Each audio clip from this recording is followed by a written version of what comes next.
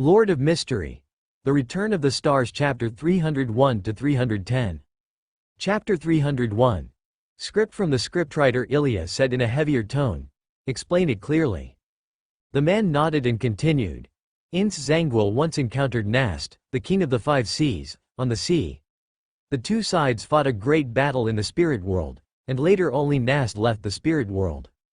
According to our investigation, Nast took away 008 at that time, but did not release the news to the outside world. Only a few deputies around him knew it. Our source of information comes from Nast's third mate. He can guarantee that Nast did take 008 from Ince Zangwill. Ilya was silent. If it is confirmed that Nast took away 008 from Ince Zangwill when he arrived at Penin Port, then their investigation will have to change direction. Their main purpose this time is to find the cause of the abnormality in Ince Zangwill and to find out the whereabouts of the sealed object 008.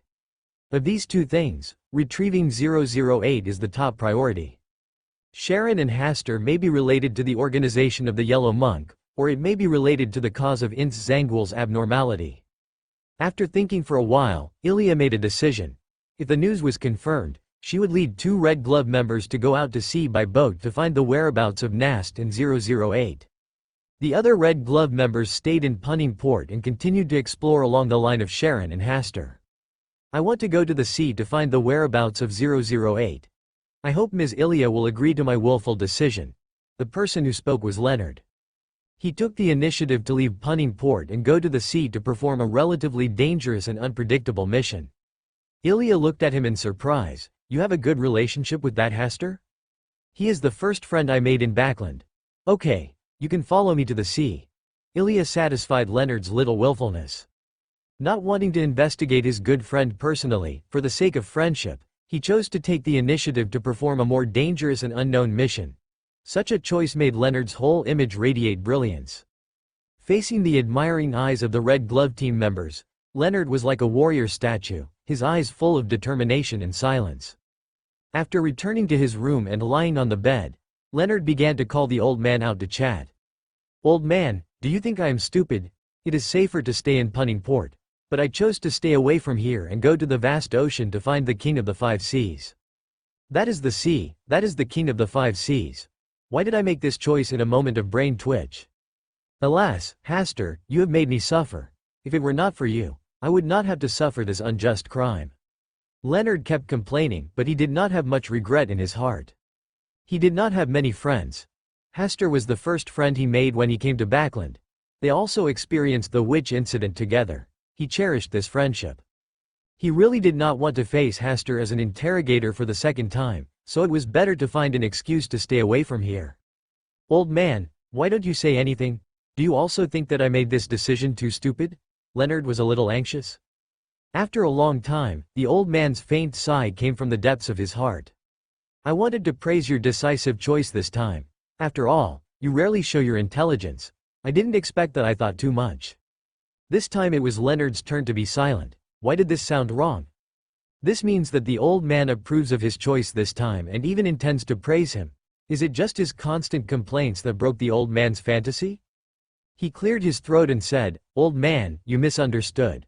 I just said it casually. I made this choice after sufficient thinking, not to escape from anything. Do you believe this yourself?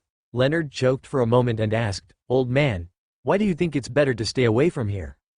Ha, what do you think? The old man's voice faded away, leaving Leonard lying on the bed in a daze. In an ordinary house in Penin Port, Mrs. Lisa slowly put down the pen in her hand. This is a very ordinary feather pen. She bought one on the street just now, which cost her 5 pence. She didn't need a fancy pen, nor did she need a pen with magical powers like 008. As long as she held the pen in her hand, she could naturally write a script of fate. Scriptwriter, she used to like this sequence. Of course, she couldn't write a perfect script now, so she had to go out in person. The little girl called the Eye of the Goddess was a sequence 3 Beander. After a long time, she would realize that she was affected by some kind of power and thus escape from the script. Madame Lisa opened the door and walked on the street, walking towards the hotel at an unhurried pace. When she came to the door, she looked up slightly and then went up the stairs to the second floor. She passed by the doors of the rooms one by one. When she passed the room where Ilya was, she paused for 2 or 3 seconds, and then returned along the stairs. "Hey, aren't you Madame Lisa who is still writing books late at night in Hasta Castle?" Suddenly a voice called her. Mrs. Lisa looked back, with a kind smile on her face, and nodded, saying, "I came here to buy some good quill pens." Leonard said with emotion, "That's great. When I get old, I plan to write a few books for myself." Writing a book is a very interesting thing. If you need any help in this regard, you can come to me. I'm afraid it will bother you.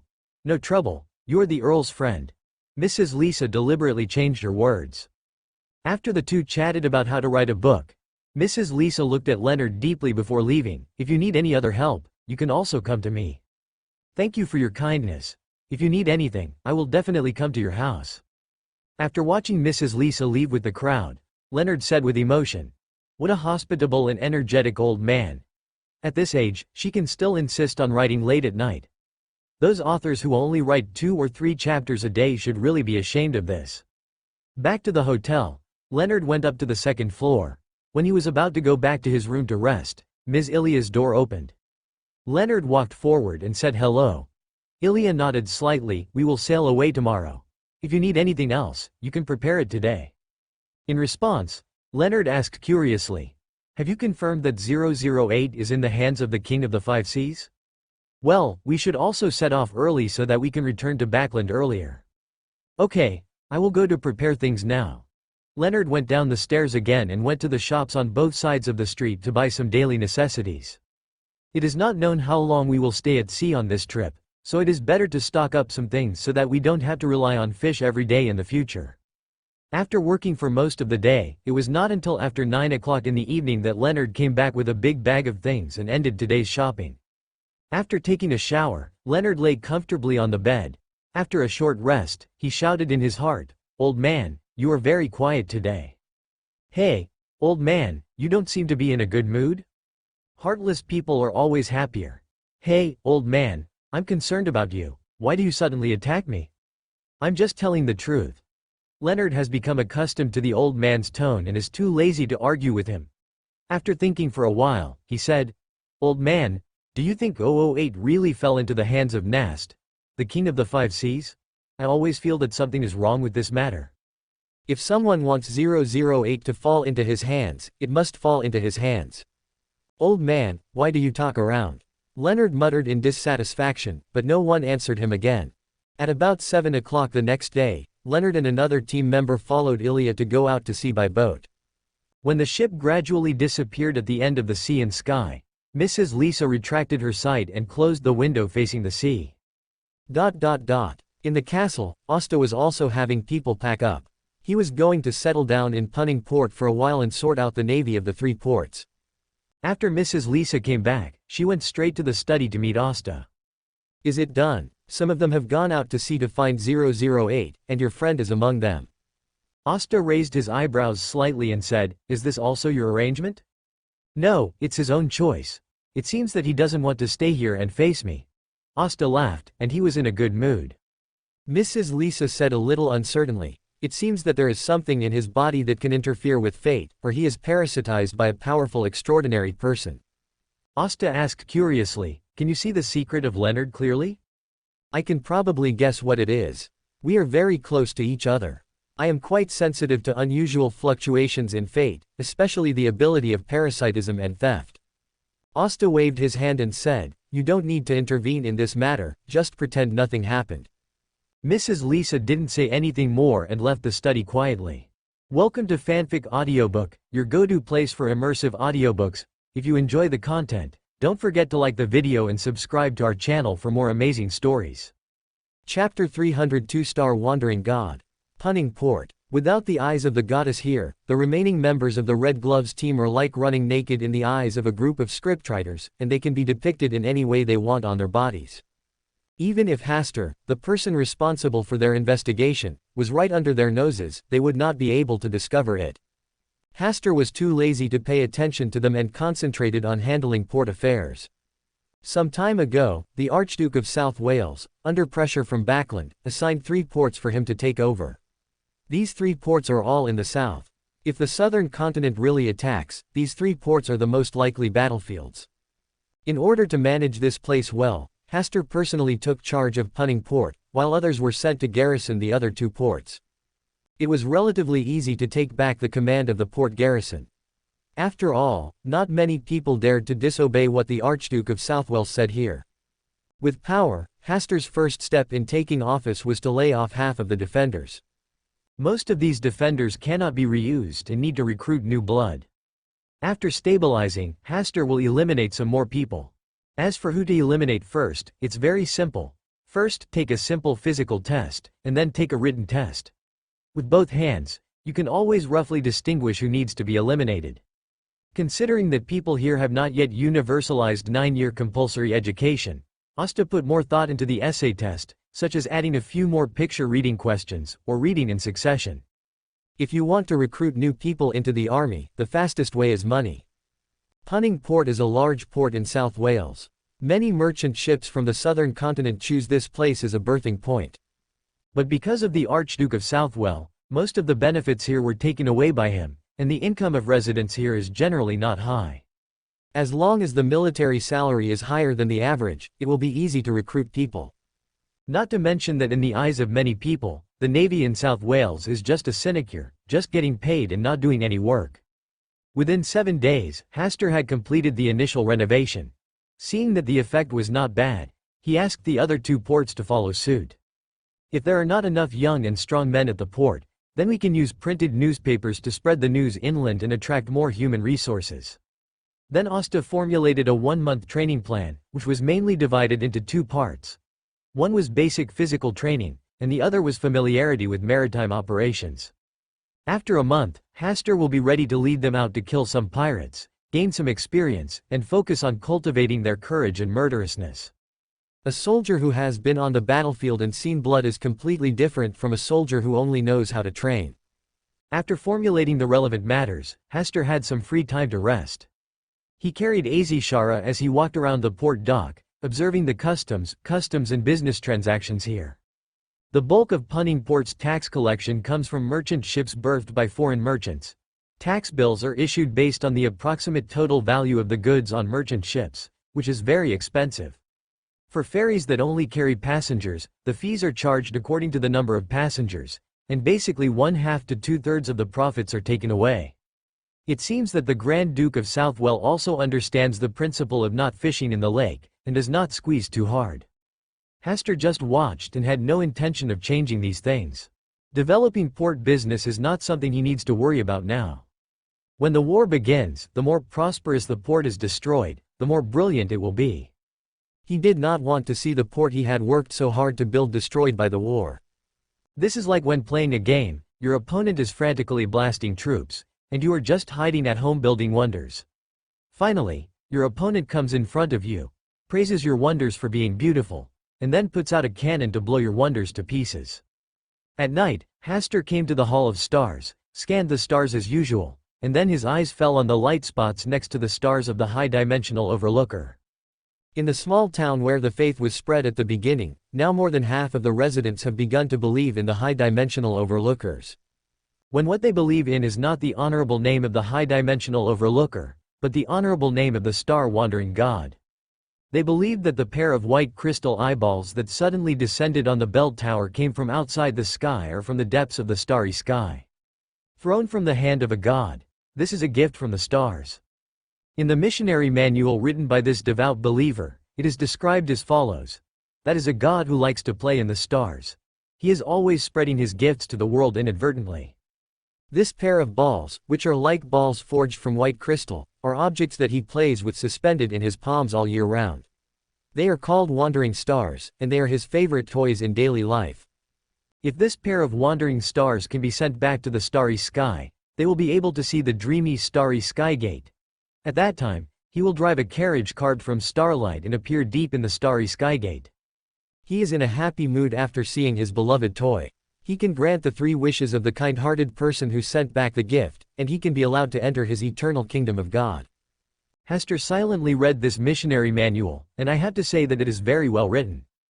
It is estimated that there should be instructions from the higher dimensional overlookers. Maybe the higher dimensional overlookers have already passed down the oracle. Otherwise, that devout believer would not dare to randomly compile the image of a god like this, let alone use an honorable name like Star-Traveling God. The Star Wanderer may be sequence 0 of the extraordinary path of the high-dimensional overlooker. The only thing that made Hastur feel weird was that the missionary manual described the high-dimensional overlooker as an innocent and childlike child. This is not a metaphor, but a real image of a half-grown child as the Star Wanderer. The child was riding on a star-like carriage pulled by a Pegasus. He was lying slightly on his side, as if he had just woken up from sleep. He was also holding a small and exquisite thing similar to a magic wand in his left hand. His facial features it's blurry, even the figure is a little blurry. Not to mention, the image of a god depicted in this way can easily win the favor of others, at least it will not attract ill will. People are always very patient and loving towards children, so that they don't get too defensive. Even Hastur felt that the child's drawing was very pleasing to the eye and looked very comfortable at first glance. Moreover, using children as images is closer to people's understanding of how it is easier to deceive gods in mythological stories. In general, Hastur can give the high-dimensional overlooker 9 points for this wave and save the remaining 1 point. Maybe the high-dimensional overlooker will come up with other surprises in the future. Hastur patiently observed for a while and found that there was nothing unusual about the believers, so he continued to let them go, in order to learn more about the high-dimensional overlookers. On the sea, ships slowly moved forward in the direction of the ocean current. After a period of consumption, there were not many supplies left on the ship. Mr. A decisively threw the extra crew members into the sea and kindly gave them each an empty oak barrel. Mr. A doesn't know where the gods' abandoned land is, and now he doesn't take this issue as seriously as he did at the beginning. As the ship sailed slowly toward the distance, the feeling of pilgrimage in his heart became stronger and stronger. He began to calm down, and his soul felt unprecedented joy and comfort. He didn't need to think too much, it was enough to have the Lord accompanying him on this journey. Now, in addition to paying homage to the Lord every day as a routine, he spends the rest of the time sitting cross-legged on the bow of the boat, staring into the distance, and completely emptying his mind. When Hastur arrived and saw this scene, he couldn't help but secretly smacked his lips. The heart has no worries, so there are no worries, no fear, stay away from upside-down dreams, and finally reach nirvana. This is a passage that suddenly came to Hastur's heart, and it was very suitable for Mr. A at this moment. Isn't it possible that I have cultivated a Buddhist? Well, it would be more appropriate to call him an awakened one. Hastur smiled, opened the door to the spirit world and left without disturbing Mr. A. He doesn't have that much free time to stay on the boat all the time, accompanying Mr. A to appreciate the nature of the world and all living beings. The spirit world travels very quickly, and Hastur has already locked onto the ship of Nast, the king of the 5 seas. I had wanted to chat with him before, but due to Bernadette's presence, I was temporarily delayed. Now that Mrs. Lisa has written the script, he just happened to put this black and shiny black pot on Nast's head. It is a very reasonable thing for a king of the 5 seas who has traversed the sea for many years to snatch 008 from Ince Zangul. It is also very reasonable to help yourself attract the attention of Adam and the goddess of the night. When Hastur descended on the Black Emperor, Nast's first reaction was to break into the spirit world and use it to escape. But the next second, Hastur appeared in his captain's cabin, face to face with him. Nast was silent for a while, gave up struggling, and sighed as if he was resigned to his fate. I knew you would come again. A good hunch. Hastur sat casually on a seat, and his clear eyes just glanced at Nast, making him feel like his whole body was being seen through. What do you want to do with me? Nast got straight to the point. Having been in the sea for so many years, he naturally understood that the mysterious visitor who suddenly arrived in front of him wanted to do something with him. Hastur glanced around and said playfully, "This Black Emperor of yours is very good." Chapter 303, about the matter of unknowingly dominating the sea. Nast's eyes instantly turned sharp. You want to take away my Black Emperor? I'm not interested at the moment, you can keep it for me first. Nast's face darkened, but he didn't dare to have an attack yet. It's just that I feel very depressed. What's going on in the world these days? A bunch of evil spirits and demons have appeared, and even the sea is no longer as peaceful as it used to be. You seem to have been wandering the waters off South Wales lately? Did you come to me because of this problem? Nast didn't answer, but asked instead. Asta's eyes narrowed slightly, and his tone was a bit cheerful. It seems that you still don't understand what humility is a virtue. Before Nast could answer anything, 2 chains of order protruded from Hastur's body like sparks, binding his body before Nast could even react. Nast's expression changed greatly, and he wanted to break free, but no matter how he tried, the chains wrapped around his body remained motionless and could not be destroyed. Nast's face turned completely dark and he said, "Do you really want to do this? I'm just letting you realize the reality." With a smile on his lips, Hastur said softly, "Kneel down." Thump. Nast's legs were uncontrollably paralyzed, and his originally tall and majestic body could only lower his proud head at this moment. Ah! The stimulated Nast roared and revealed his mythical creature form. The chains that could be wrapped around his body tightly bound his body and soul. After struggling in vain, Nast gradually calmed down from his previous rage. "Clear your position so that our future communications will not be so tiring." Hastur retracted the 2 chains of order wrapped around Nast. But just when he took back the chain of order, Nast's eyes sparkled, and he suddenly became violent. Countless black tentacles filled with chaos and corruption protruded from all directions, as if to drag Hastur into the abyss of death. At the same time, the Black Emperor cooperated with Nast's urging and began to crash into the spiritual world in an illusory ghost state. Nast himself, on the other hand, boarded the phantom Black Emperor and escaped into the spirit world very quickly. Hey, that's interesting. Only then did Hastur understand that the Black Emperor was actually a ghost ship, but it could overlap with the real ship on weekdays. Nast should have built a ship exactly like the Black Emperor and used it as a container to carry the real Black Emperor. Therefore, on the Black Emperor, Nast can display various strange abilities. Hastur was not too anxious about Nast, who had escaped into the spiritual world. He just slowly opened a portal and entered the spiritual world. The Black Emperor was very fast and disappeared deep into the spiritual world. But Hastur still knew where it was, even though Nast thought he could block this feeling. Hastur silently communicated with the Palace of Stars and obtained the Black Emperor card through the Palace of Stars.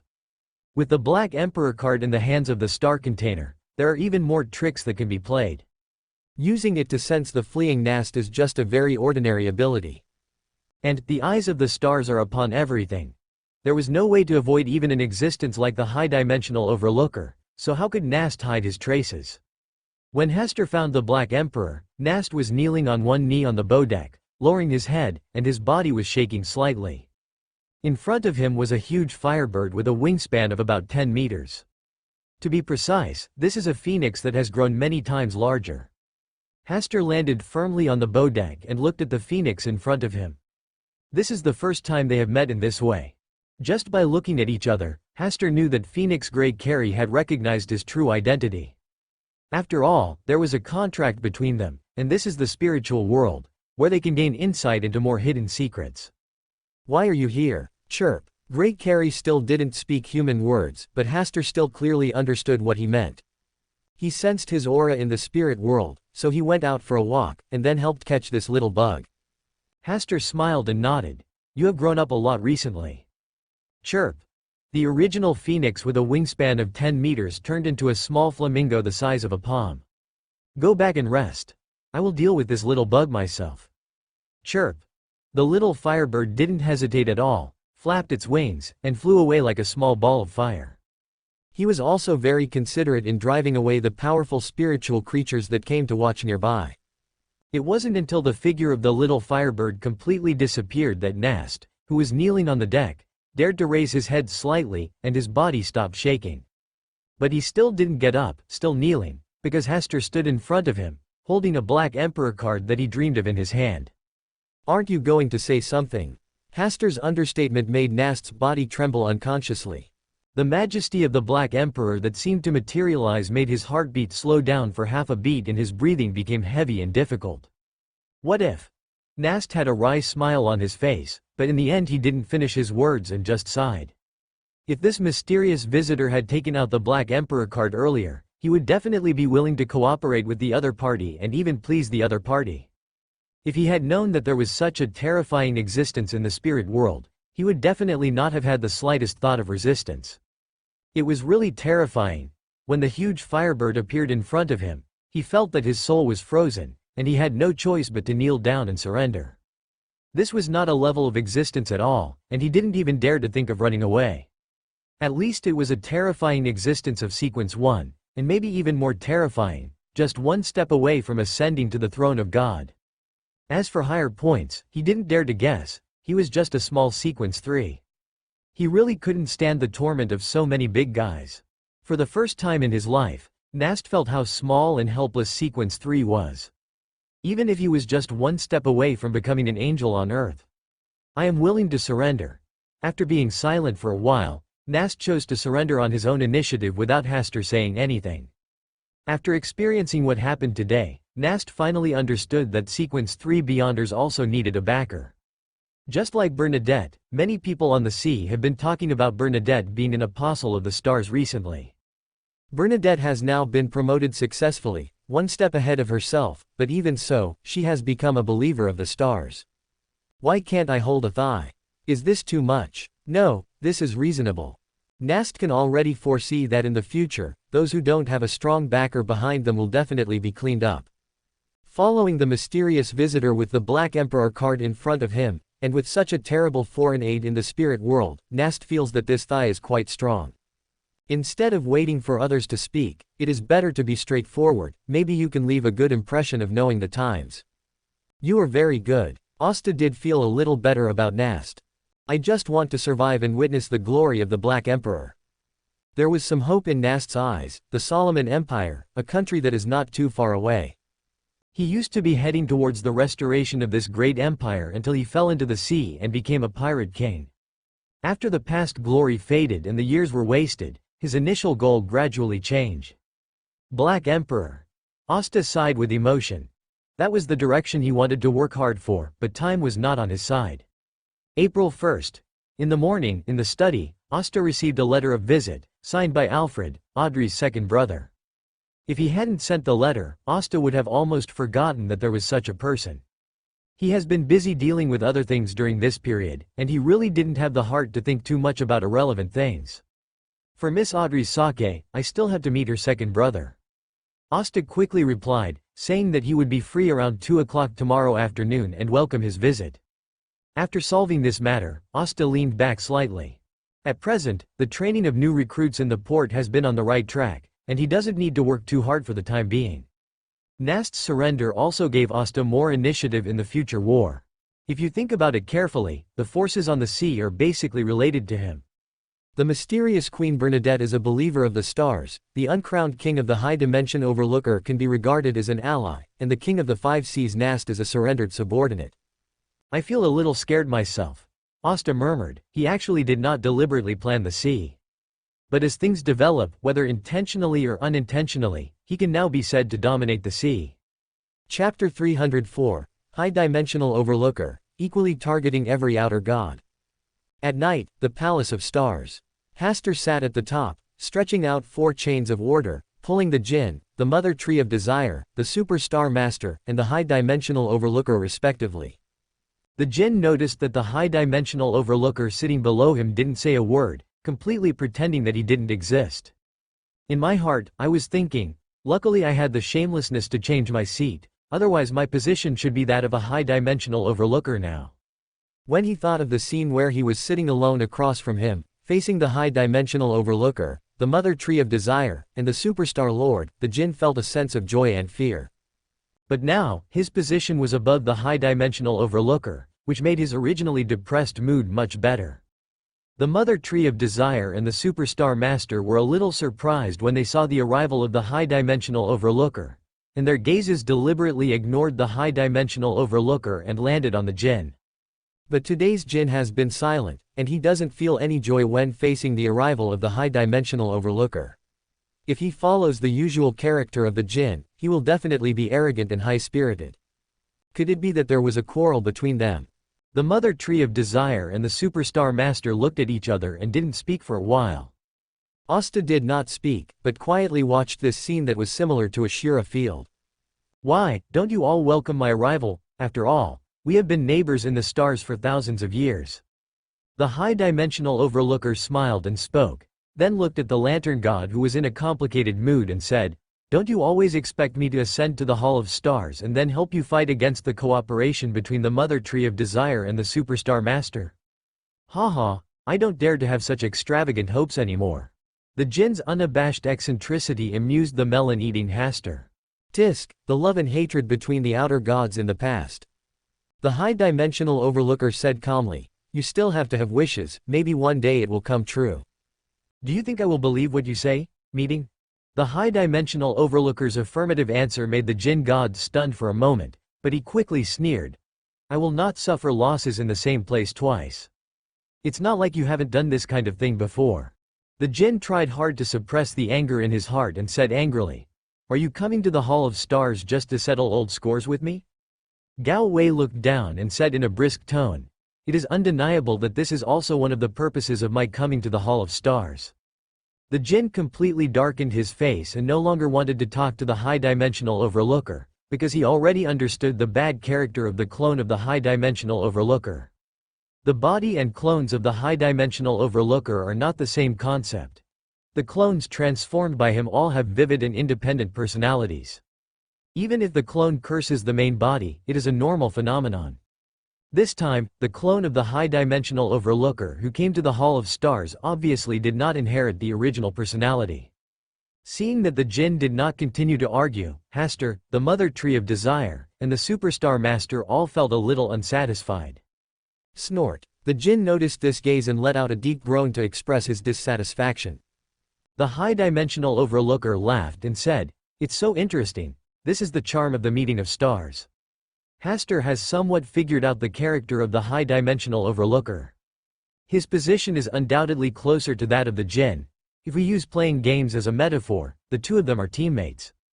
It's just that the jinn god is a naive and fun-loving player, while the high-dimensional overlooker is a relatively advanced player. When facing the Deng god, a teammate who is lagging behind, he always likes to ridicule and attack him, and even make fun of his embarrassment. Hastur feels that this mentality is very suitable for the relationship between the high-dimensional overlooker and the jinn. Seeing that the jinn had stopped saying anything, Gao Wei looked down at the Mother Tree of Desire and said curiously, all of your followers are dying, and you don't seem to care at all.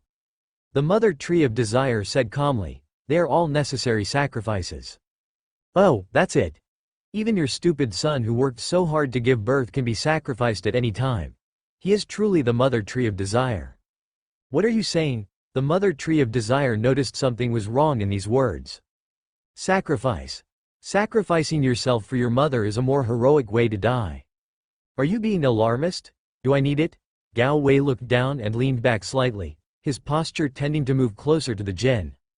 The Mother Tree of Desire said in a heavy tone, what did you see? Nothing, it's just your stupid son that the Church of the Seven Gods has targeted. The expression of the Mother Tree of Desire changed slightly. The only followers she can really use now are the Indulgence sect led by the god Sia. Other believers can sacrifice at will, but the god Sia can't for the time being. A sequence 1 can do many things in the real world. After all, the highest sequence within the Church of the Seven Gods is only sequence 2, unless God descends. Don't think your opponents are too stupid. If you are willing to lower some of your strength, you might have a chance to change your destiny. The high-dimensional overlooker left the Mother Tree of Desire deep in thought, looked at the Superstar Master, and said after a light sigh, your balls have been broken, how can you still be in the mood to come here to attend the party? The Superstar Lord just said calmly, that was just a small episode. Oh, you can still take the loss of your balls so lightly, you are truly worthy of being a Superstar Master. Ha ha ha, the one who laughed heartily was the jinn, who understood the ultimate sarcasm in the words of the high-dimensional overlooker. But the Mother Tree of Desire and the Superstar Master who have been entrenched in the depths of the starry sky will most likely not understand this sentence. If you want to mock me with this, there is no need to waste your time and energy. The Superstar Master really doesn't understand the so-called double metaphor, but he can understand the noisy and mocking laughter of the jinn god. Indeed, I have always underestimated you before. Gao Wei looked down and looked away, then gave a look to the jinn. It means that I am not targeting you specifically, I am targeting all outer god old times equally. The jinn chuckled softly and said nothing. The high-dimensional overlooker turned his gaze to Hastur, who was sitting at the top of the table, sighed and looked back. After the high-dimensional overlooker set the tone for this meeting of stars, the Mother Tree of Desire and the Superstar Master were discussing how to solve the crisis faced by the god Sia. The gods descended, and they were descended by two gods. If the situation is as urgent as the high-dimensional overlookers say, they must send down part of their power to help the evil god Sia resist the possible divine descent from the seven gods. The high-dimensional overlooker sitting opposite them. The figure in the smooth mirror seemed to be squinting, like a little fox successfully stealing a chicken. At this moment, the high-dimensional overlooker who had a strong desire to share kept trying to talk to the jinn, but the jinn obviously lost his temper and ignored him. Finally, the high-dimensional overlooker's eyes fell on Hasta again, but they quickly moved away. The Mother Tree of Desire and the Superstar Lord, who had negotiated a charter, turned their attention to the high-dimensional overlooker again. The Mother Tree of Desire said, "Thank you for reminding me this time." Gao Wei, who looked down at him, let out a soft chuckle and said nothing. "You have been lingering on the sea. What are you planning?" The person who asked the question was the Superstar Master. "Since it's a calculation, how could I tell you? How stupid. Even those curly-haired baboons know to put on a smiling face when begging for food." Gao Wei looked down and replied disdainfully, and then looked towards the Mother Tree of Desire said, "If you don't want to lower your IQ, you'd better stay away from him. Stupidity is contagious." The Mother Tree of Desire glanced at the jinn lightly. "You need to consider this issue more than I do." "Yeah, well, it's a bit annoying." Gao Wei looked down and sighed, showing that he was very tired. The jinn, who was shot for no reason, almost couldn't bear it anymore, but when he saw Gao Wei looking down at him with amusement in his eyes, he deeply suppressed what he wanted to say. This gives Hasta, who has been eating melon silently, a great sense of satisfaction. It turns out that even the jinn has a weak moment. Tisk, this is really rare. But speaking of it, the jinn doesn't seem to deal with anyone very much, and even those he considers allies like to hurt him. Alas, the fate of being unpopular. In the sea, on board the Dawn, the genie of the lantern began to curse as soon as he returned to the wishing lantern. Sometimes he cursed the Mother Tree of Desire and the Superstar Master, and spent most of the time cursing the bastard Gao Dimensional Overlooker. He definitely deliberately refused to let himself go, and took pleasure in appreciating his own downfall. The more angry and furious he is, the more pleasure he gets. So in the Hall of Stars, he had been resisting the urge to curse the high-dimensional overlooker, just because he didn't want him to see his incompetent and furious look. The jinn lost his temper inside, and the wishing lamp kept flashing. In the room, Bernadette, who had been ignoring the jinn, said coldly, "If you don't stop, I will throw you into the deepest trench so that you will never have a chance to come out in your life." Snort. A disdainful snort came from the wishing lamp, but the lamp finally stopped and the wishing lamp returned to normal. "Did you feel stimulated by something?" Bernadette was rarely curious about what happened to the jinn. This was the first time she had seen the jinn look so helpless and furious. It should be related to the uncrowned king. Bernadette thought for a while and decided to find Kungxing to report the current situation and ask some questions. Chapter 305 Dreamweaving Late at Night. When the stars were shining brightly, Hasta, who was originally descending on the star container to experience the feeling of an angel on Earth, received a call from Bernadette. This forced him to temporarily return to the Hall of Stars and give up tonight's wandering. In the Hall of Stars, Hasta saw Bernadette, who was alone in the room through a starry sky world. He did not speak, but just stared at Bernadette quietly. "Stars, I need a guide, can you point me in the direction?" Hearing Bernadette's words, Hasta knew that she was going to ask about Rissel again. And he would never let Bernadette find Rissel now, but the fallen mother goddess had been waiting for him. The right time can get the right guidance. Hasta directly poured a basin of cold water on Bernadette. Bernadette was stunned, hesitated for a while, and still said, "Is there anything that the stars can't do?" Tisk, this sentence is really lethal. Hasta sighed and said calmly, "Your urgency will only accelerate his death." Is that really the case? Bernadette's eyes were blank, no longer as bright as they were at the beginning. For her now, finding the truth and saving her father is the meaning of her moving forward. Hasta chuckled, "You are too ambitious for a sequence too." Bernadette was silent. She knew that her father's predicament involved the gods, but she just couldn't wait quietly. She was already a sequence 2, and it would be extremely difficult to go further. Maybe she would never have this opportunity in her life. Without waiting for Bernadette to say anything else, Hasta cut off the contact. It seems that he needs to find something for Bernadette to do. Her performance tonight was obviously due to her recent idleness. After thinking for a while, Hasta felt that he should still put his hope on the Mother Tree of Desire and the Superstar Overlord. When they make a big fuss in Intis, he can send Bernadette to do something serious so that she doesn't have to do nothing all day.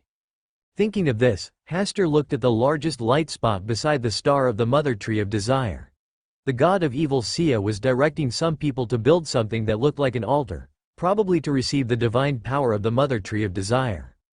As for the broken egg of the Superstar Overlord, it was constantly repairing the cracks and trying its best to make it whole. Given the state of this egg, if it encounters the god's descent again in a short period of time, it is estimated that it will really be beaten to separate the egg white. After observing for a while, Hastur left the Hall of Stars. The next day, in the afternoon, Alfred Hall came on time and brought many special gifts from the southern continent. Hastur was still very welcome to such hospitality. Even Azishara came to the pile of gifts and smelled it, as if she smelled the fishy smell of the sea that came from across the ocean. "You are younger and more promising than I thought. When I was your age, I was still quarreling with my eldest brother at home and acting like a child." Alfred Hall did not hide his admiration for Hastur in his eyes, as if he saw the shadow of his youth through Hastur. Hastur also praised politely. "You're more gentlemanly than the one described in Miss Audrey's letter." Gentlemanly. In Audrey's eyes, I am still the same as before I left Backland. Alfred Hall's mouth curled up slightly, and then sighed. The southern continent does not care about our gentlemanly manners in Loen. They are barbaric and vulgar, and they don't like to drink afternoon tea. In the evening, they like to dance around the campfire with open hearts, like primitive people who have stepped into the civilized world. "Alfred, you are prejudiced. Miss Sharon is also from the southern continent. Her elegance is not inferior to Miss Audrey at all. This proves that the upper ruling class of the southern continent still maintains a certain degree of elegance and decency." Hastur did not refute, but just listened quietly to Alfred's various descriptions of the southern continent, and occasionally asked questions about the places he was interested in. Alfred talked most of the time. He was very talkative. Hastur seriously suspected that Alfred's career in the southern continent was a successful businessman. After chatting for about half an hour, Alfred stood up to leave. Before leaving, he invited Hastur to attend his dinner 3 days later. He did not mention his idea of staying in South Wales to make achievements. He did not talk about his personal affairs on the first visit. Perhaps this is the unique subtlety of the Kingdom of Loen. Meow.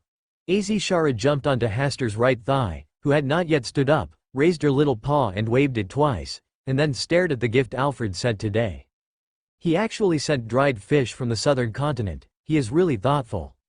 Hastur guessed the greedy cat Azishara's little thoughts, reached out and hugged it, walked to the table full of gifts, and asked the maid to take out the box of dried fish that Azishara liked. Perhaps because she thought the maid was too slow to open the package, Azishara jumped directly onto the table, raised her little paw and tore it, and soon held a fragrant dried fish in her arms and ate it. Hastur shook his head and smiled. "Ashera, you must learn to control your eating habits and be elegant." Azishara held the dried fish in her paws and licked it slowly for a while. She glanced at Hastur with disdain and resumed her eating habits at the beginning. "We haven't made any progress recently. We can't even enter the castle of Hasta Campbell. If this continues, we won't be able to explain to the church." In a room on the second floor of a hotel, 4 members of the Red Gloves team are discussing the next investigation. It has been quite a while since Ms. Ilya took Leonard to the sea, but their investigation has not made any progress. According to their original plan, they went directly to the castle to visit, but they couldn't successfully enter the castle and see Hasta every time. "There is nothing we can do about it. We have tried our best." As soon as these words came out, the atmosphere fell silent again. Yes, they thought they had worked very hard, working outside all day every day, and only came back to rest when they were exhausted. But when they were about to write a letter to the church to report the latest progress today, they were shocked to find that they seemed to have made no progress after all their busy work. "Let's think about how to reply to the church first." Someone spoke to break the silence. Dong dong dong. There was a knock on the door outside, and the member closest to the door signaled others to be quiet, and he walked up to open the door. The person who came was an old man, wearing a shirt, vest, and formal suit, a pair of round-framed glasses, and a silk top hat. His slightly exposed hair was completely white, but he looked energetic, not inferior to young people at all.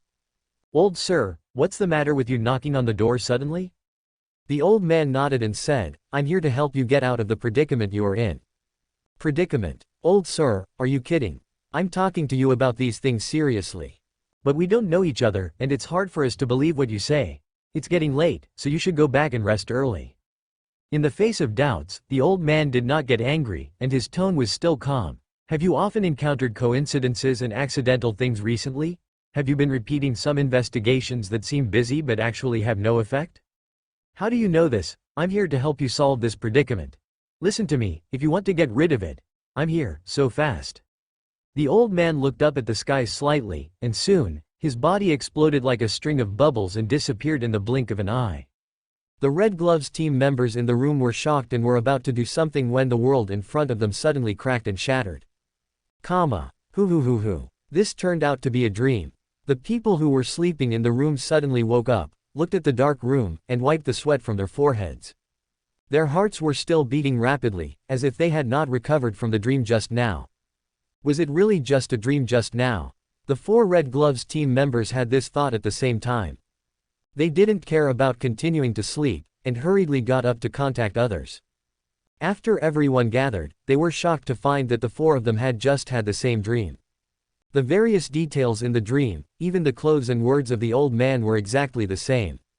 If they still regarded this as an ordinary dream, then they would not be worthy of being members of the Red Gloves team. After understanding it, they felt deeply afraid.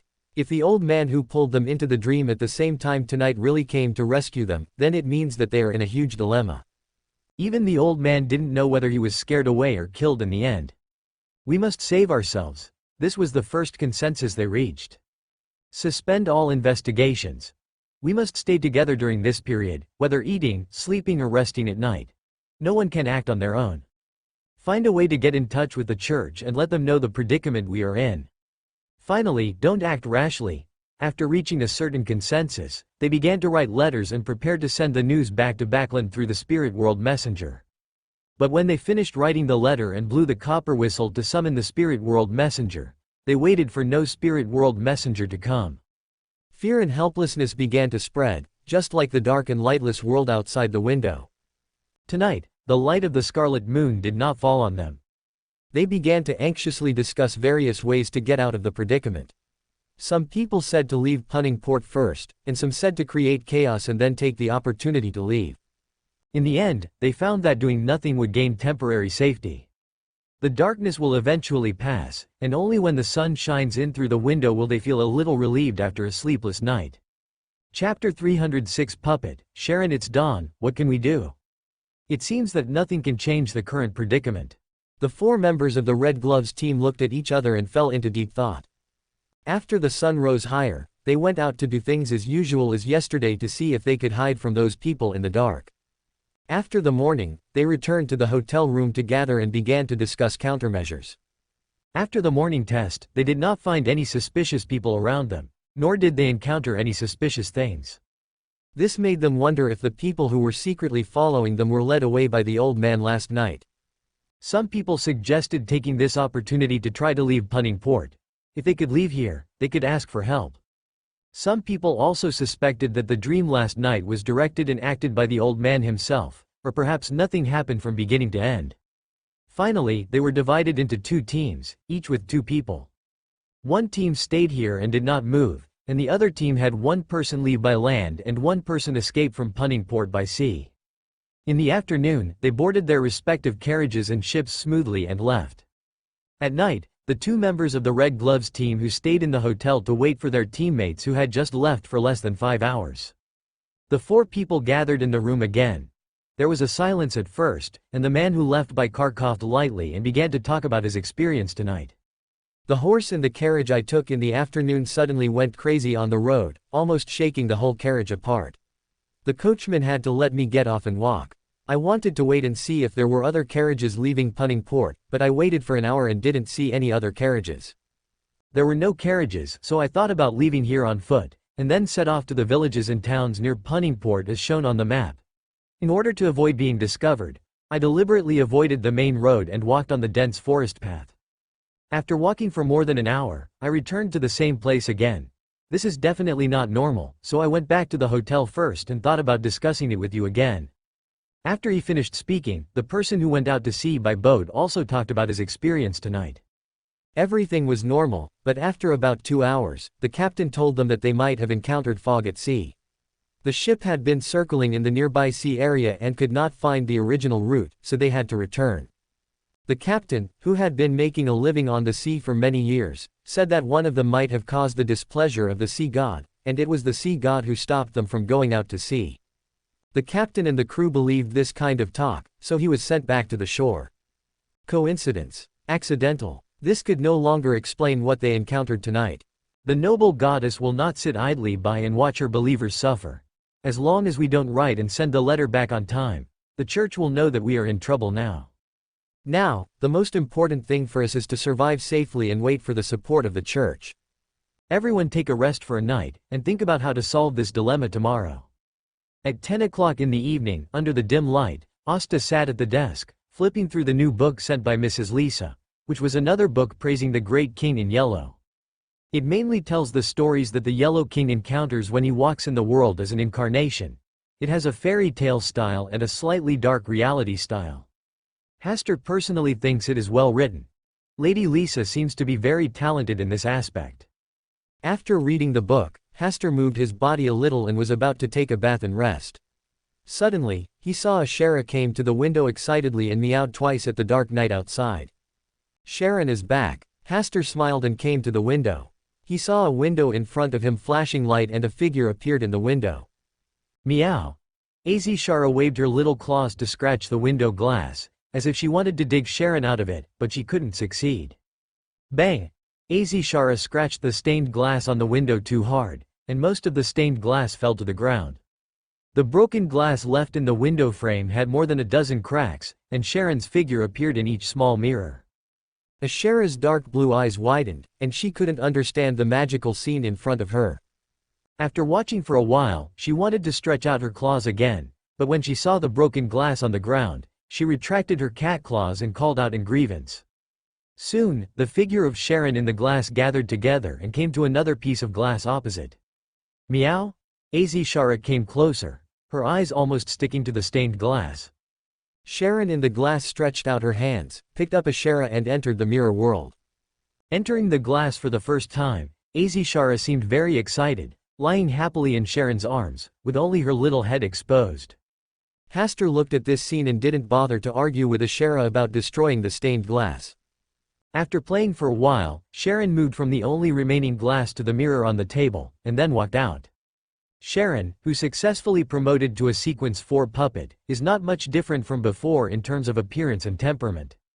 Sure enough, before her promotion, she already looked like an emotionless puppet. Although she was playing with Shara now, her face was calm without any emotion, and her eyes were clear as water, with no emotion flowing. It was becoming increasingly difficult to see Sharon's true inner thoughts. Asta observed for a while and smiled, "Welcome back." Sharon nodded, then put Shara in her arms on the table and said, "Many people came to investigate me." Asta raised his eyebrows slightly and said indifferently, "Maybe they are just doing routine work." Sharon did not speak, and her eyes, almost the same color as Ashara's, just stared at Asta. "They came because of Zangwill's matter. The breath and traces you left that night were recognized by them." Asta had to explain, and then looked at Sharon with a playful smile. "Speaking of which, it was because of you that I was implicated and was also on their investigation list." That night, he attacked Zangwill, and he was secretive. Later, he took away 008 and eliminated all the breath and traces. In theory, the members of the Red Gloves team could not lock him, even the Eye of the Goddess. They must have noticed him through Sharon and based on her movements. In other words, Sharon's troubles during this period were caused by herself. Hasta's eyes were always on Sharon's face, but he couldn't see even a little bit of emotional fluctuation from her face. At this moment, she was really like a real puppet. Although she could speak, she was just a large and exquisite puppet doll in terms of restraining her emotions. The only pity was that she couldn't play any dress-up games, ahem. Hasta suppressed those abnormal thoughts and paused, saying, "I am also thinking about how to deal with them." Although Mrs. Lisa is now handling this matter, Sharon should not be involved too much in the affairs of the Yellow Monk. Sharon said calmly, 008 is an ominous seal, it's best to stay away from it.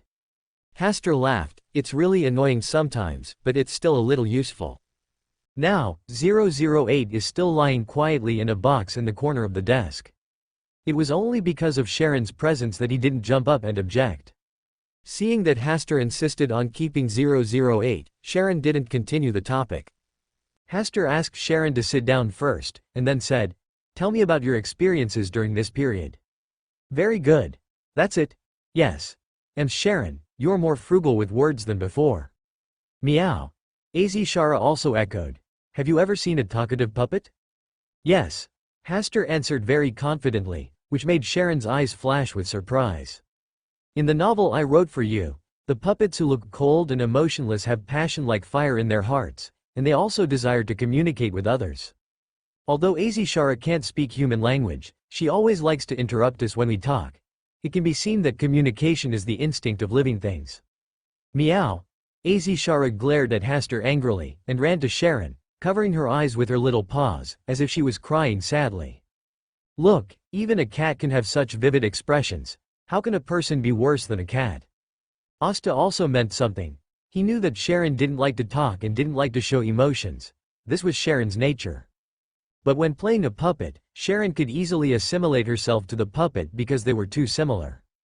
It was easy to blend in, but it was not so easy to walk out. He didn't want Sharon to become a person without emotional fluctuations in the end. Sharon who can laugh and cry is still more lovely. Yeah, Sharon nodded, and her eyes seemed to be much gentler. Why don't you try to smile again? Sharon ignored Hasta's obviously selfish suggestion. After staying for more than 20 minutes, Sharon left here. Her arrival tonight was to tell Hasta that she had been promoted successfully, and to remind Hasta a little. Sharon had just left when 008, who was lying in the pencil case pretending to be dead, started to jump up and make a fuss to come out. Chapter 307 Stealing Destiny. It must protest.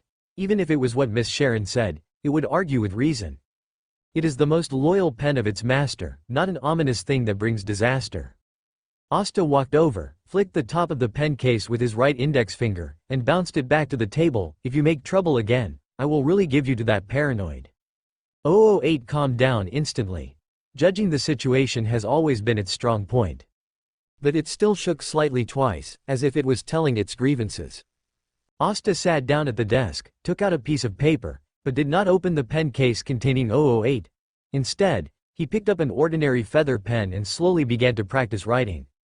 At first, 008 could still tolerate this kind of neglect, but after waiting for a while, seeing that Hasta did not pay attention to its intention, it began to jump again, wishing to immediately fill a blank paper with its heat. Unfortunately, Hasta still ignored it. After writing a piece of paper, he looked at the time. It was past 11 o'clock. He yawned, got up and left the study, leaving 008 jumping non-stop. Late at night, on the streets of Punningport, an old man with silver hair, neatly dressed in a black suit, wearing round frame glasses and a silk top hat was slowly passing by the door of the hotel on the street. As soon as he reached the main entrance of the hotel, the old man stopped, took off his silk top hat with his right hand, and slowly saluted Mrs. Lisa, who suddenly appeared in front of him. Dear madam, I have no intention of offending you. I just happened to pass by and have some friendship with the Church of the Goddess of Night, so I will help those lost children. I hope you don't mind. Mrs. Lisa just watched his performance quietly. After he finished speaking, she spoke calmly. Dreamweaver, walk the world with a clone, weaving the dreams of thousands of creatures. Such a transcendent ability makes you like a god in a dream, and also makes you completely lose your awe of other extraordinary people. The old man just smiled and said, dreams are like life, life is like a dream, even death is just a deep sleep. When you wake up at dawn, everything is the same as yesterday, life is still so wonderful. Mrs. Lisa shook her head and sighed, ignorant and fearless, if you are a Sequence 2 insider, you should have only one thought now, desperately escape from here, don't be caught up by fate. The old man frowned slightly, and looked at Mrs. Lisa in front of him carefully for a while, but he still couldn't see through her completely. The second mistake you made is that you shouldn't have chatted with me here. The old man didn't quite understand what Mrs. Lisa said, but he began to feel frightened in his heart, and an unknown fear was spreading. "Dear madam, it's late now. Let's meet again if we have a chance in the future." The old man's figure shattered like a string of bubbles and then disappeared. Mrs. Lisa whispered, "Kill or not, the Lord God's messenger doesn't seem to like too much killing here. Let's give him an unforgettable lesson."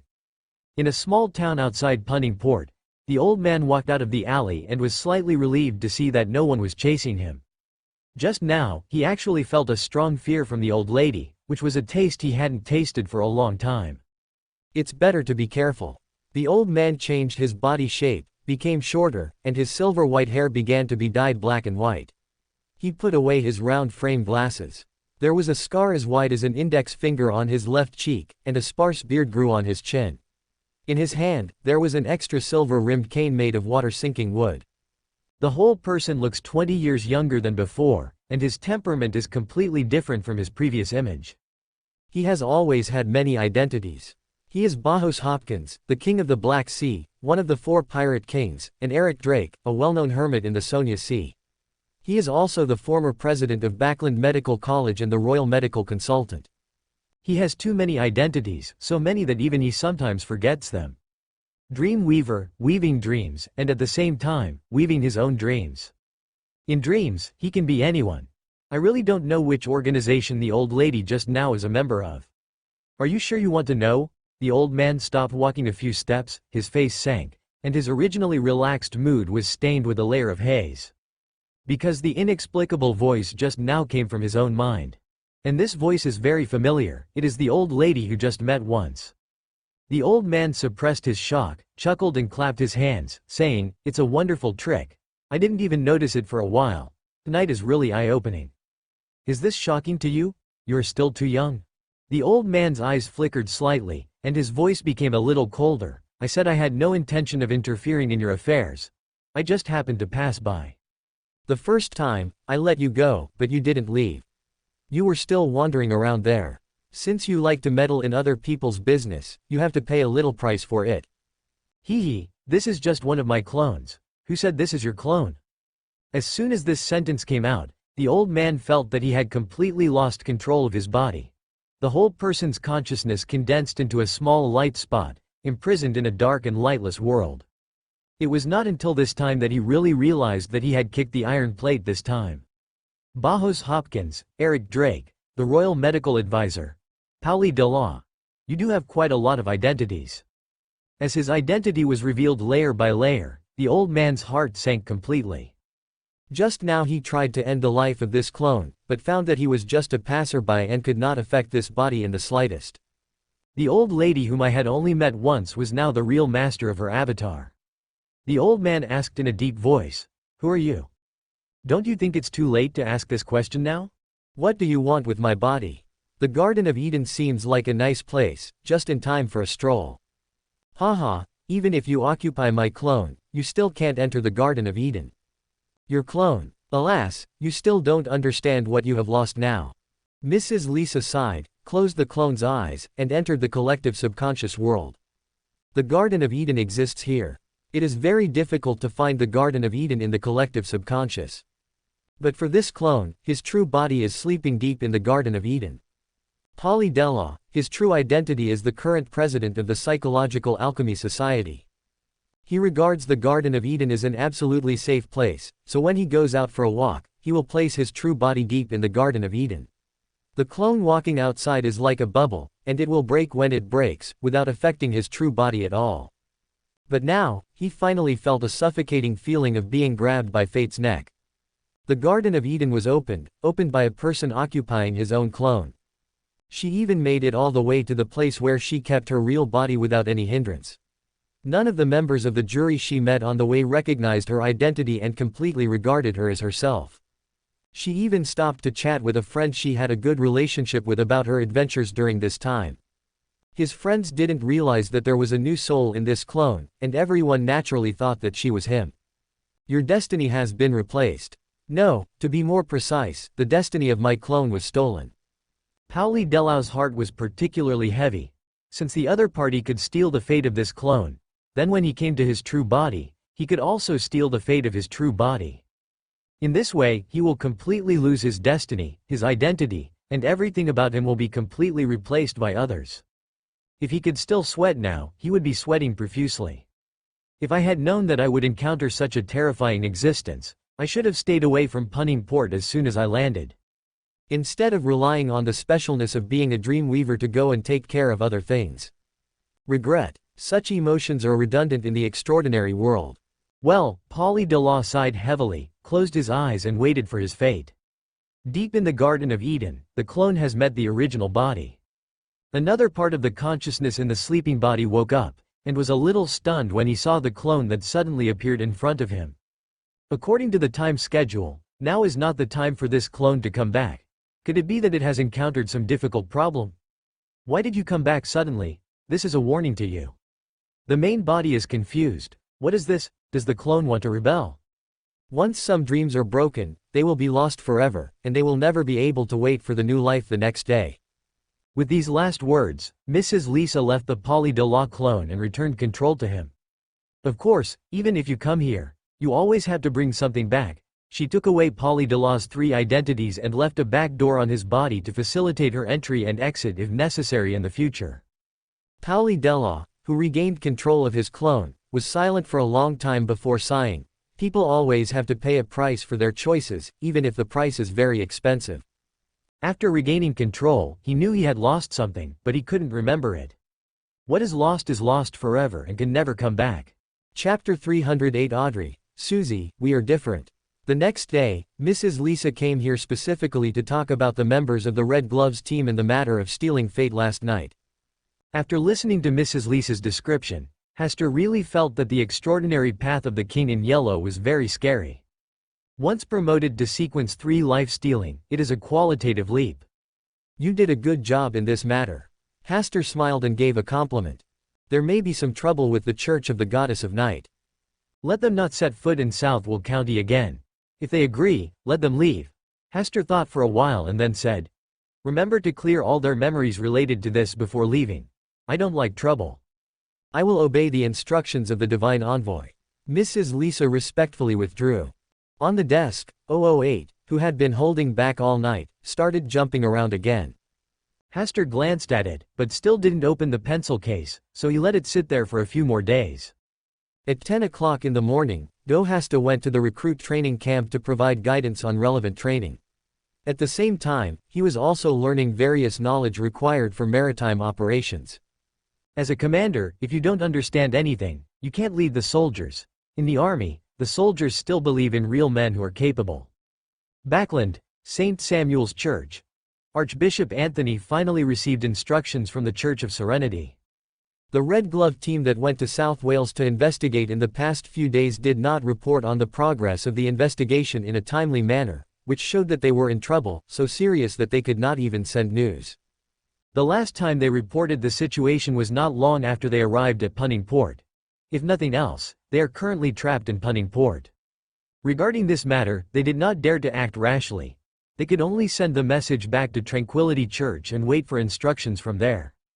The monk in yellow is good at compiling scripts to make people fall into them. Be careful of accidents and coincidences.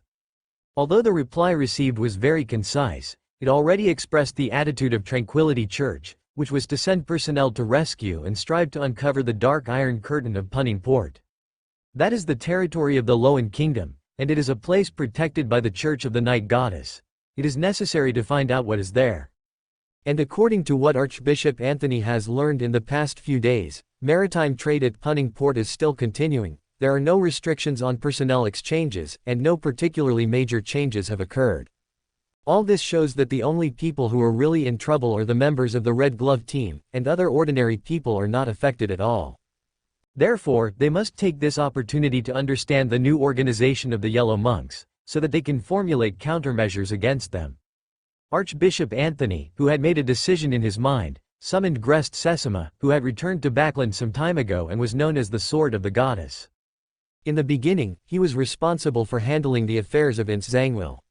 After Ince Zangwill died, he turned to other tasks and left the search for Ince Zangwill and 008 to the goddess. Ilya, who has the title of I, is in charge. Half an hour later, Grest, who had short golden brown hair, a cold face, and a pair of dark green eyes, arrived at St. Samuel's church.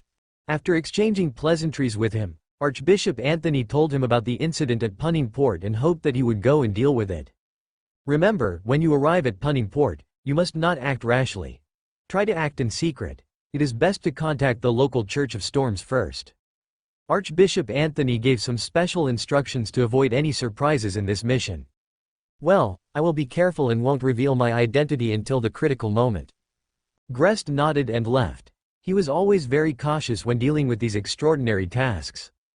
Because those who have lost their respect for extraordinary events have turned into piles of graves.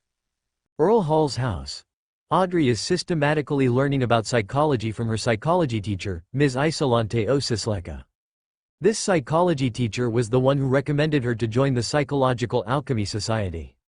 A lot of knowledge in psychology is boring, and the gentle breeze blowing in the afternoon made Audrey a little sleepy.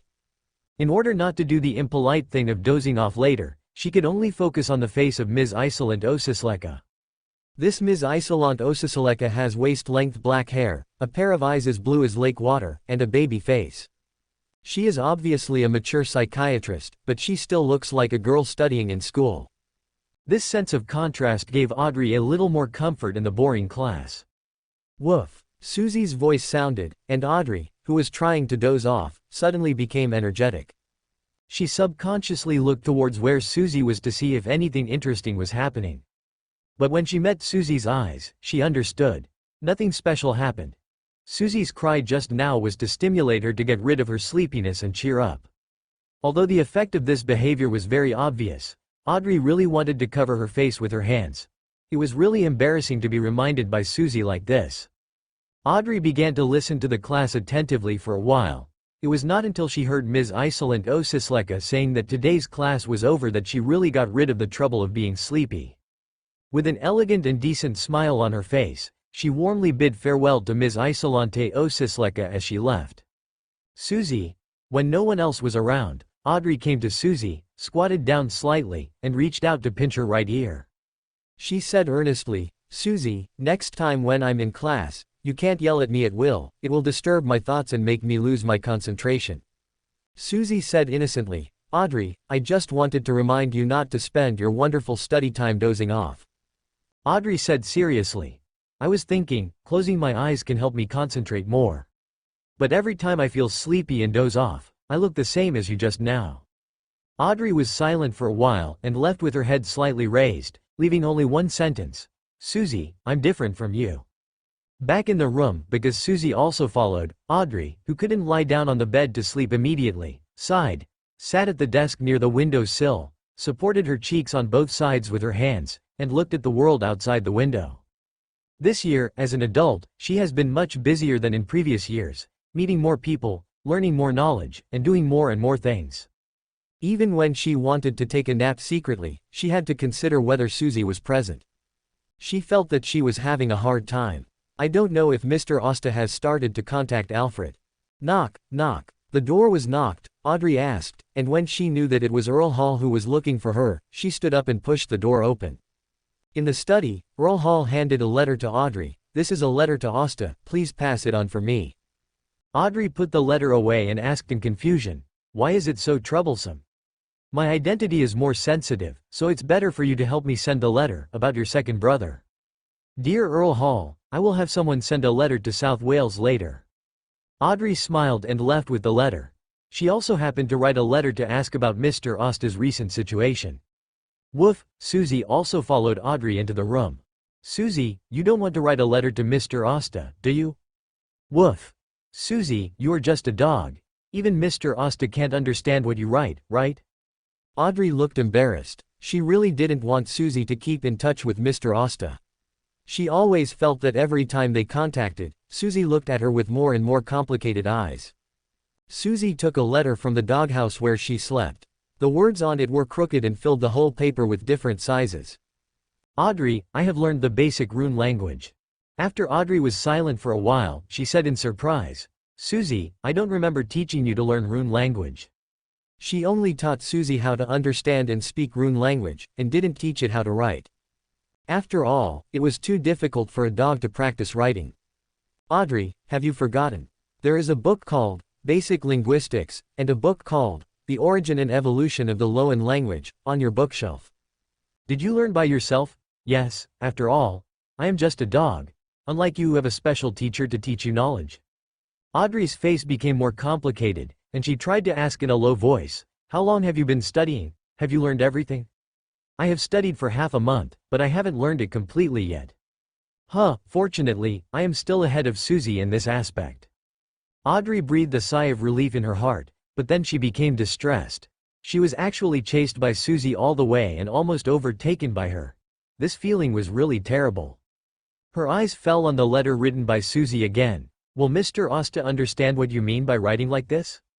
In addition to the Loan language, there are also Susie's dog paw prints, which are obscure and difficult to understand. Susie raised her head slightly and said, Audrey, Mr. Asta is different from you. Quote. Audrey suddenly didn't want to send a letter to Mr. Asta in South Wales. Chapter 309 Klein. Should I start to struggle? Dong dong. In the evening, Klein, who had been busy in the kitchen for 20 minutes wearing an apron, had just finished cooking a pot of beef stew with potatoes when he heard a rhythmic knock on the door. He put down the fork he was using to taste the beef, put the lid back on, and leaned out half of his body to look in the direction of the door. At this time, it was indeed time for Benson and Melissa to return, but they all had keys with them, so they could just open the door when they got home, without knocking. Could it be that Benson was in a hurry to go out today and forgot to bring his keys? Klein thought for a few seconds, wiped his hands on the hem of his light blue apron that was stained with a little oil, and then walked out of the kitchen and came to the door. Just in case, he first cautiously asked the identity of the person knocking on the door. I am Graced, and I worked with you and Leonard in Tingen to deal with the Ince Zangwill incident. The man at the door spoke in a familiar voice. Klein relaxed his guard a little and opened the door a little. When he saw that only Graced was standing outside, Klein opened the door completely and said with a smile, Mr. Graced, why did you suddenly come to visit me? Mr. Klein, we meet again. Graced said again, I am sorry to bother you by visiting me this time. Please come in first. Would you like tea or coffee? Klein stepped aside and invited Graced in. A cup of ordinary tea will do. I am always on the road and don't care too much about this. Graced walked into the house and sat on the sofa. Seeing that Klein was still wearing an apron and smelling the faint smell of food from the kitchen, he chuckled and said, It seems that I came at the right time. I am sorry to make you laugh. I got off work early today and cooked something at home. It is just an ordinary home-cooked meal. As Klein said this, he made a cup of tea for Graced and himself, then took off his apron and brought the teacup over. The two chatted for a few words while drinking tea, and Graced explained the purpose of coming here today. He wanted to invite Klein to go with him to Southwell County to deal with the matter of Poonen Port. In this matter, Archbishop Anthony allowed him to pick a few people to assist him, and the first person he thought of was Klein. Why did you choose to invite me to Southwell County? Klein's eyes showed a puzzled look. After coming to Backland, he had no contact with Mr. Graced, and their private friendship was also quite ordinary. Graced looked at him and explained the reason. Because this matter is related to Ince Zangwill, and you have had contact with him before. At this point, he smiled and said, Of course, this is not the main reason why I chose you. The real reason is that I think you have a kind of good luck, and this kind of good luck is what I lack. Klein also laughed and said, Such a statement is too unreal. No, it's not unreal at all. When it comes to extraordinary things, some people are easily blessed by good luck. The specific manifestation is that they can often turn dangerous situations into safety. You have fully proved this in the 008 incident. Graced explained very patiently. Klein breathed a sigh of relief. He thought that Mr. Graced saw something special about him. He thought for a while and asked, Since this matter is official business, why don't you recruit directly, but visit privately? Graced said sincerely, I just want to give you a chance to choose freely. If it is a public recruitment, it is indeed more time-saving and labor-saving, but you don't seem to want to leave Backland, so I chose to visit privately. Klein was silent for a while, raised his head slightly and asked curiously, How do you know that I don't want to leave Backland? From your daily life, you go home to accompany your family after work every day, and you don't show your personality of liking to go out and be lively on weekdays. Based on these, I made the inference that you don't want to leave Backland. Seeing that Klein's face was a little unnatural, Graced added, Don't get me wrong, I didn't follow you privately, nor did I find a private detective to investigate you. I just learned a lot about you from your colleagues. Klein's face eased a little, but he didn't immediately respond to Gracie's invitation. The scene fell silent for a while. Click. It was the sound of the key turning in the lock. Before the door was fully opened, Benson's slightly exaggerated voice was heard. Klein, are you preparing anything delicious tonight? I just smelled the aroma of beef stew in the corridor. Benson walked in and changed his shoes that were stained with a lot of mud. When he looked up, he saw that there were guests in the house today. He was stunned for a moment and looked at Klein. Benson, this is Mr. Graced, who helped me in Tingen and is also my colleague. He has been working in Backland. Klein briefly introduced him. Graced gave Benson a kind smile, then stood up and looked at Klein again. I will leave Backland at 8 o'clock tomorrow morning. I hope you can think about it carefully. After Graced left, Benson frowned and said, Klein, are you leaving Backland? Klein shook his head. I haven't decided whether to go on a business trip. Mr. Graced also allows me to make my own choice. Business trip? Benson hesitated, then looked towards the kitchen and smiled. Let me taste the fruits of your labor tonight first. Potatoes stewed with beef brisket. I am very confident about this dish. Klein smiled and followed Benson into the kitchen. About 10 minutes later, Melissa also came back from school and caught Klein and Benson in the kitchen stealing several pieces of beef brisket and potatoes in the name of tasting. At night, Klein lay on his bed alone. He was thinking about what Mr. Graced said today. Even Mr. Graced, who didn't have much contact with him, could see that he liked comfort and didn't want to leave Backland to venture out. Is it really that obvious? He went to work at 8:30 every day to handle work matters, and he could go home at 6 o'clock in the evening. He only needed to work overtime when there was an emergency or unexpected incident. He could rest 1 day a week, and he tried to arrange his rest time on Sunday, so that he could take Benson and Melissa out to play and visit the beautiful Backland.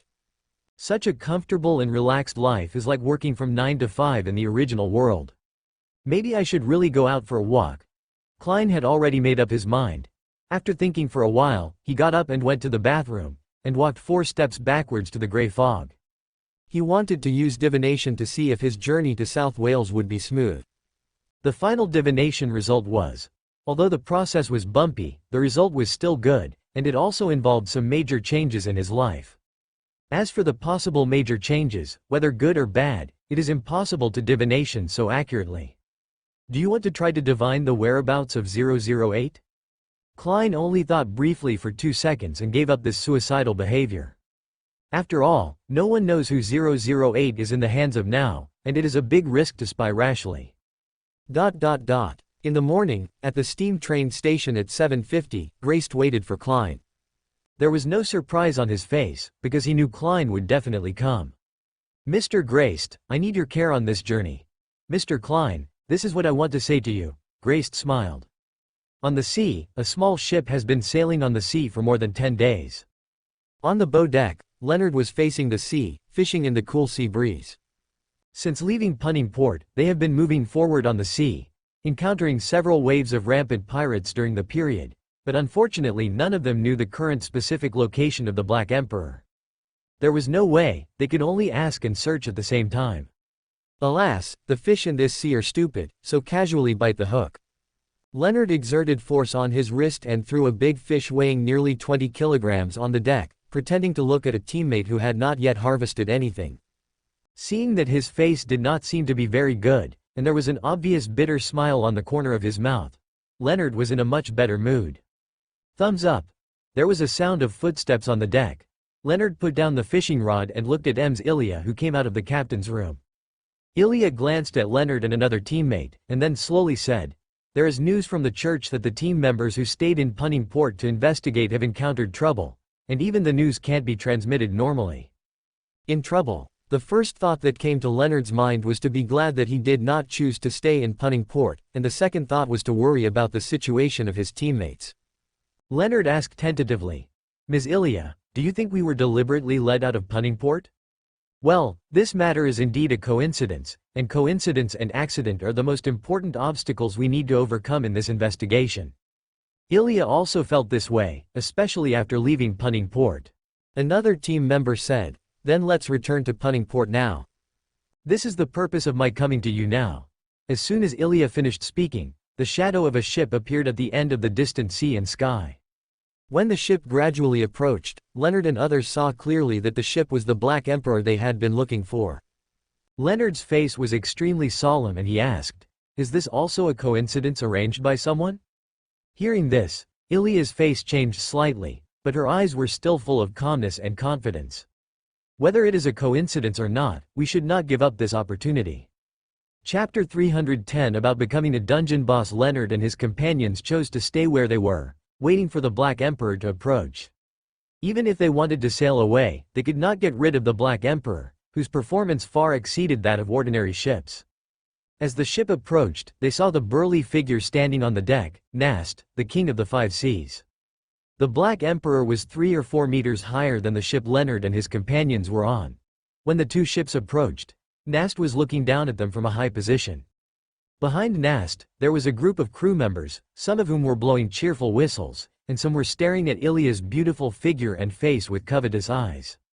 Well, there were 1 or 2 with unique tastes, staring at Leonard with naked eyes.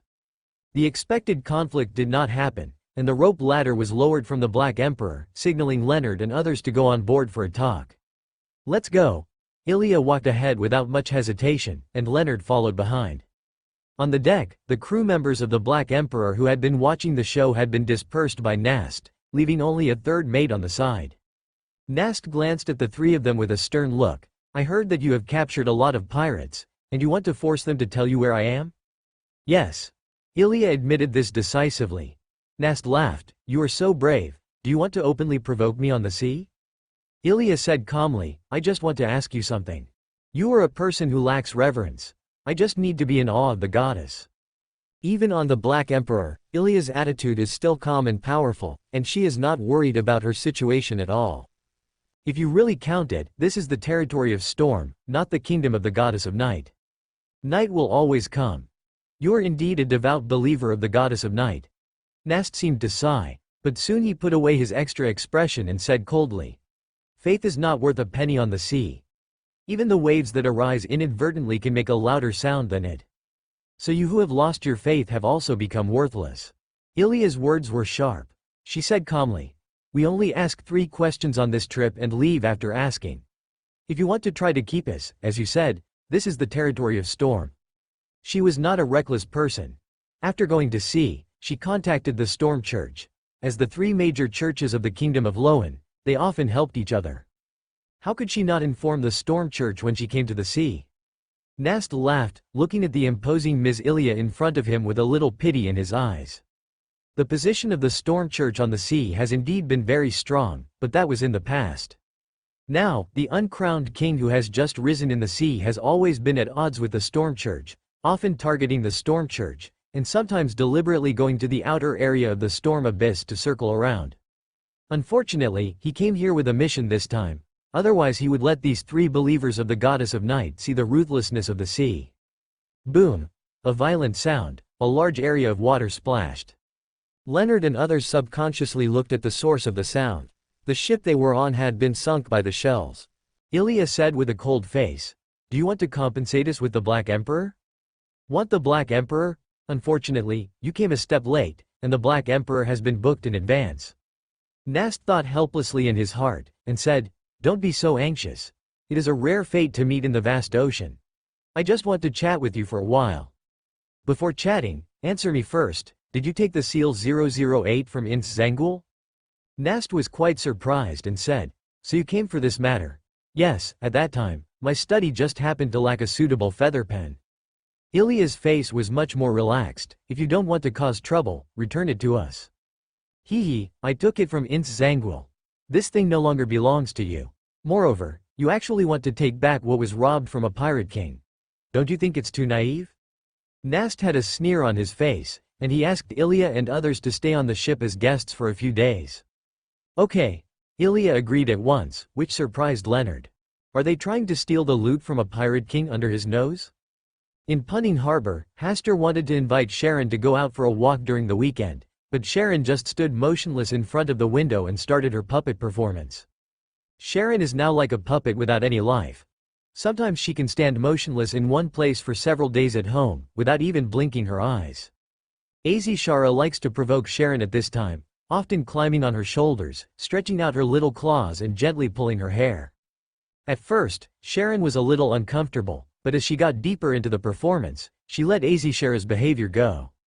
No matter how Ashera tossed, she was like a delicate puppet doll, without any expression or movement. Hester also thought that Sharon's state was very interesting, and for a while he resonated with the vampire who liked puppets.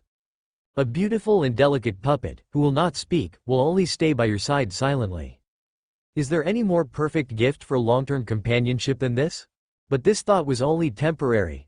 Hester still preferred to see Sharon who could speak and move. Meow. Azishara, who had already climbed onto Sharon's head and lay down, gave Hester a smug little expression. Sharon's generosity and tolerance when playing a puppet were only given to Azishara.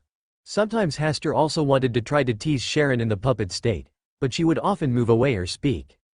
This made Hester have to criticize her performance. Since she was playing a puppet, how could she treat herself and Azishara differently? They should be treated equally. Sharon looked at him with a look similar to that of a fool and said, "I am just playing a puppet, not a real puppet, let alone a puppet that cannot move." In this regard, Hester could only sigh that this should be the longest sentence Sharon had said to him during this period. With Sharon and Azishara who liked to stay at home, Hester had no intention of going out. It was just the right time to think about how to arrange Alfred. After attending Alfred's dinner last time, Alfred finally revealed to him that he might want to stay in Southwell County. Even if it wasn't for Audrey's sake, Asta would arrange a good position for Alfred because of Earl Hall's sponsorship of 100,000 gold pounds when he left Backland. Logistics work is too important, he must master it in his own hands, and it is too dangerous to go to the battlefield. He can't take care of Alfred all the time. The best arrangement can only be administrative management. This position is both safe and has enough political achievements. Thinking of this, Asta came to the study and wrote a letter of recommendation to the Grand Duke of Southwell. The Grand Duke of Southwell's consent is also required for the official appointment and removal of Southwell County. After writing the letter, Asta just put it away first. He will decide whether to keep Alfred after Earl Hall expresses his attitude. Beside the desk, 008, who is still locked in the pencil case, quietly came to Asta's elbow and gently touched Asta's arm with the pencil case. During this period of time, it has been locked in the pencil case and is almost going crazy. Your attitude is pretty good. I'll let you out for some fresh air today. Asta smiled and opened the pencil case. 008 immediately stood up straight and landed on a blank piece of paper. Master, I will always be your most loyal penholder, woo woo woo. 008 can finally write out the grievances in his heart. Asta said in a gentle tone, I am looking forward to your future performance. I will definitely not let the master down. 008 suddenly became energetic again and began to write quickly on a blank paper. The plight of the Red Gloves team attracted Backland's rescuer, Klein, a person I don't like very much. He arrived in South Wales at 9:12 this morning. The people traveling with him also have an extraordinary called the Goddess Sword, graced. They want to conceal their identities and sneak into Pennine Port to investigate. Unfortunately, although they have been very careful, they still can't hide it from my eyes, let alone the Great Master. They are determined to investigate the truth of the matter and rescue the members of the Red Gloves team trapped in Pennine Port, but without the permission of the Great Master, they can't fly away from Pennine Port even if they become a female mosquito. As the Master's most loyal pen, I will keep a close eye on their every move 24 hours a day, and will never let their appearance affect the Master's good mood. 008 wrote a long text, and Asta looked at the content. His face became a little more strange. From the description of 008 and everything that happened in Pennine Port recently, Pennine Port is simply regarded as a dungeon for the protagonist to adventure. And I, Count Hasta Campbell, the messenger of the Yellow Monk organization, and the mysterious person holding 008, is the final boss of this dungeon. The more Asta thought about it, the more he felt that things were moving in this direction. Encountering an extraordinary event, someone is trapped and requests rescue. After the rescue is in place, an investigation is launched, the culprit is found, the dungeon boss is solved, and finally the dungeon is successfully left. What a familiar routine process. For more thrilling fanfiction stories like this, check out my channel Fanfic Audiobook.